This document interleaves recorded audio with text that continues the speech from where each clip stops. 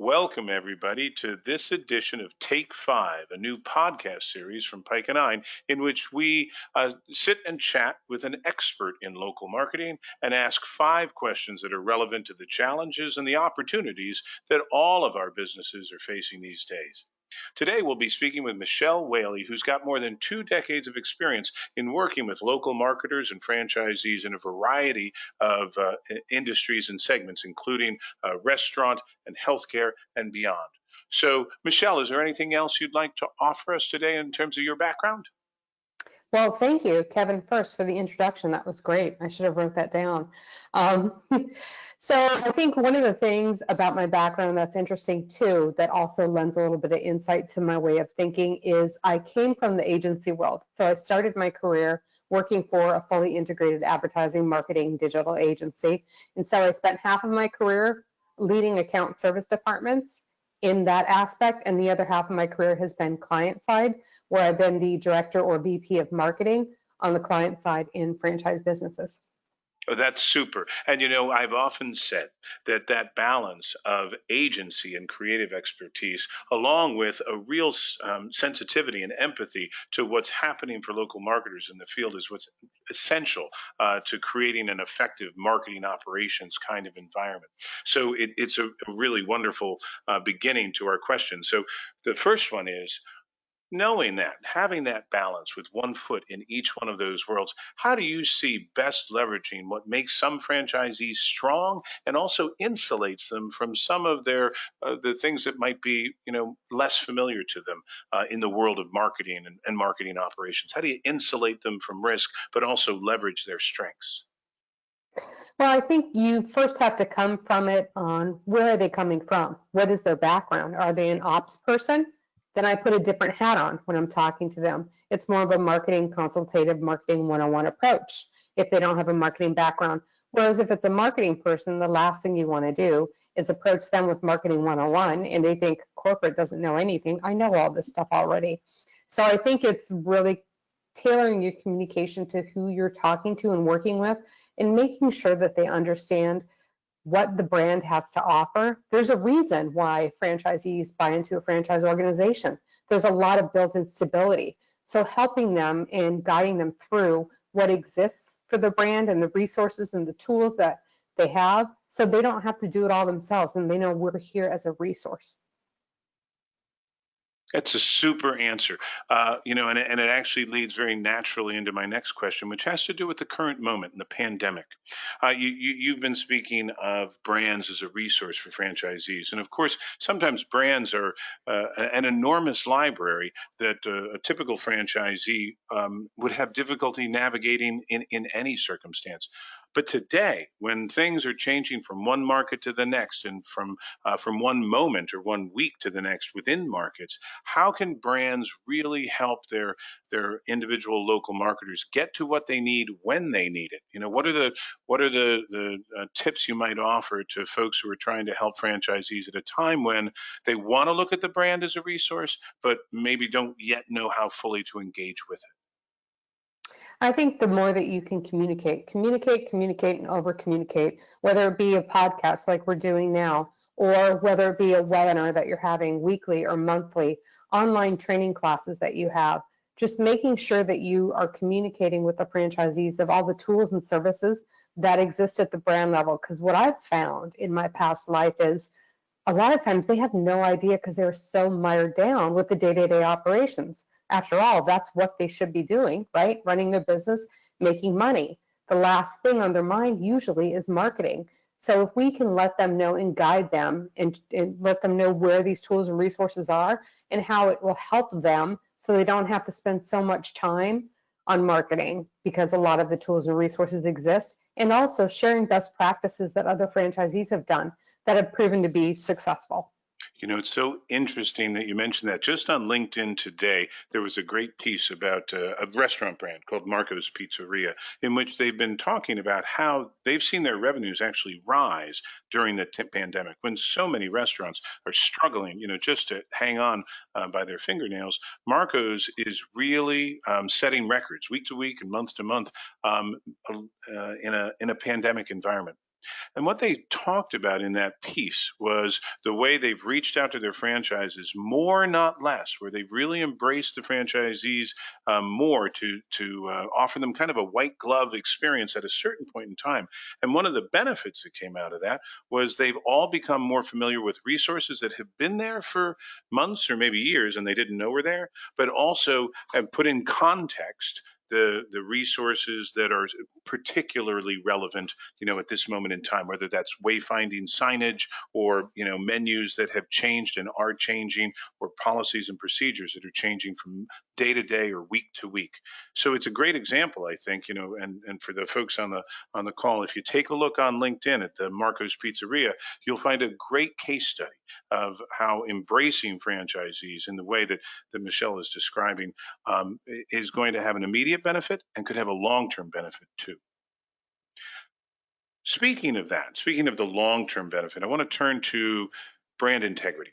So creativity and brand integrity are things that brands talk about all the time, and franchisees sometimes, look at with a little bit of a question mark behind it, because they're so interested in driving revenues or driving, sales tickets or revenue per ticket or whatever their metric might be. But Michelle, just a little bit about what's the role of brand and creative in that envelope that you as a brand marketer care for so diligently. What's its role in this kind of crisis time? Do you think is it more important, or is it getting put more on the back burner?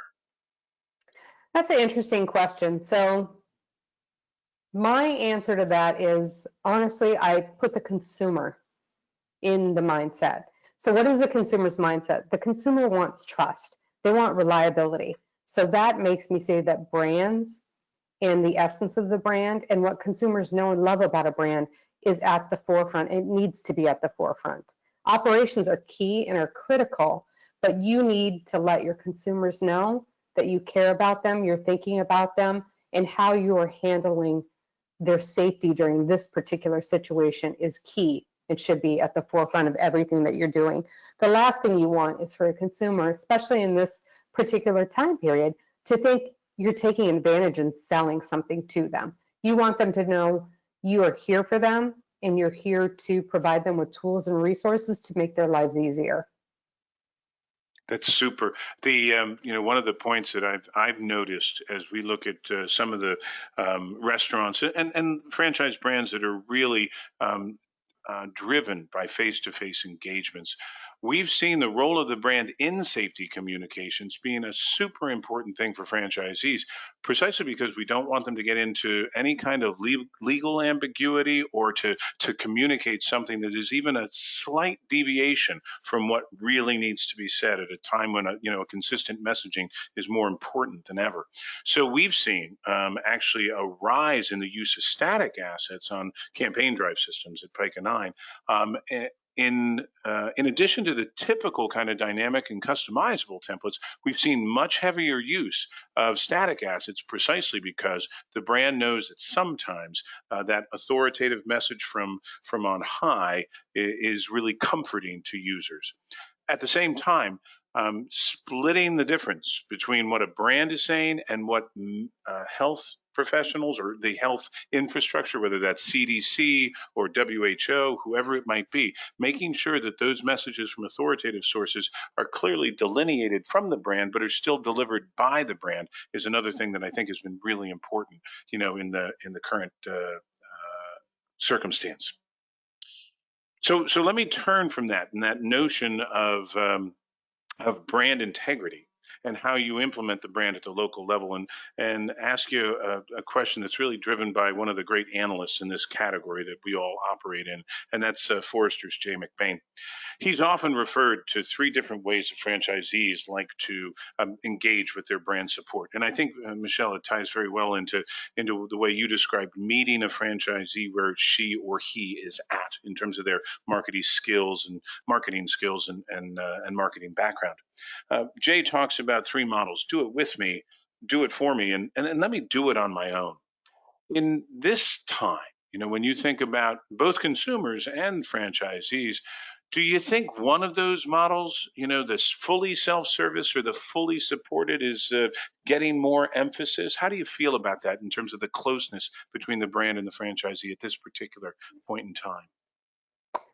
That's a great question. At this particular point in time, I think it's most important for the franchisees and corporate and the franchise to be aligned, because the franchise or is here to support the franchisee, especially in difficult times like this. And as you mentioned before, whether it be resources and tools and information coming directly from the CDC or WHO, I know what we had done is we made sure that we had all those materials and we were properly, like you said, also saying that the information was not, we weren't acting like the information was coming from us, like we were making it up.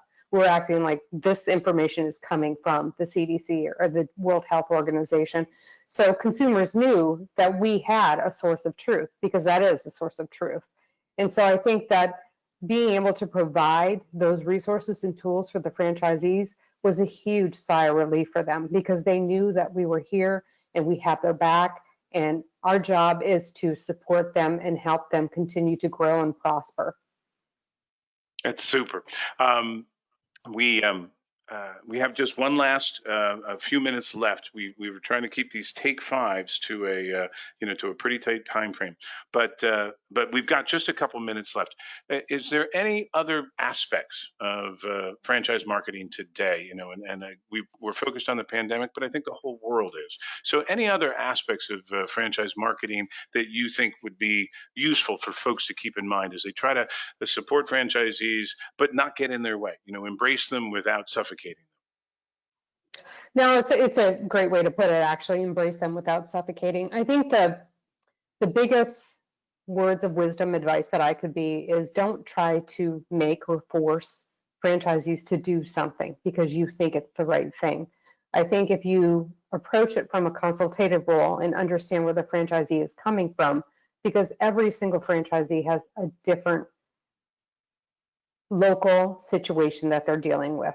A lot of similar situations to others, but to try and think that you can approach it from a cookie cutter standpoint is not the right way. Sure, the brand has to be the foundation, and you should not deviate from brand standards. However, I can't say enough how important it is to make sure that you have that localization, because a lot of people now too, they want to support local businesses. And unfortunately, sometimes people think when they see a franchise brand, it's not clicking in their head that it's also a locally owned and operated business with a small business person.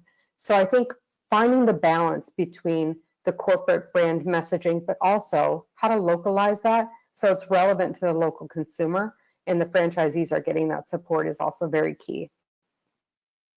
That's a super point. At Pike and I, we often say, and Michelle, you know this over our years of working together, we talk about giving franchisees tools rather than simply imposing rules. We know that rules are important, but tools seem to be what they need. And if we can put a human face on those tools by connecting somebody who's not so experienced in marketing with folks at HQ who are, and where we can scale that skill and intelligence through templates, assets, and resources, really intelligently, organized and deployed, that seems to help a lot at a time when franchisees need a lot of help. So I'm going to pause there because I think we've reached our target for a take five, and say thank you, Michelle, for taking the time with us. In a somewhat odd time. Thanks for doing this, and we'll look forward to speaking again soon as the economy takes its next step forward. So thank you.